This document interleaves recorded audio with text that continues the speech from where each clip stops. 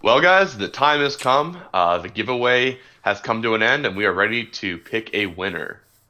Super exciting. So what we're going to do is we are going to go to a website that creates random numbers. So I went ahead and exported everyone's entries.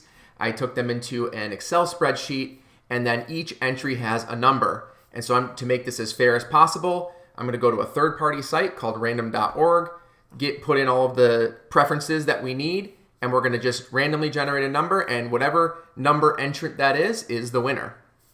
So we have our spreadsheet, and obviously for privacy, I'm going to go ahead and blur out everyone's names until we find the winner. But at the very bottom, you can see we have number 4 is where it starts because we did a couple test entries, and then at the very end, we ended up with 452.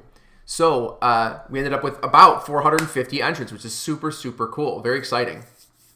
So again, to grab our number, I'm going to head to random.org, and the parameters I'm putting in are generate one number.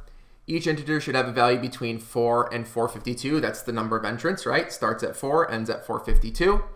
And only need one, so one column. Here we go. Hit get number.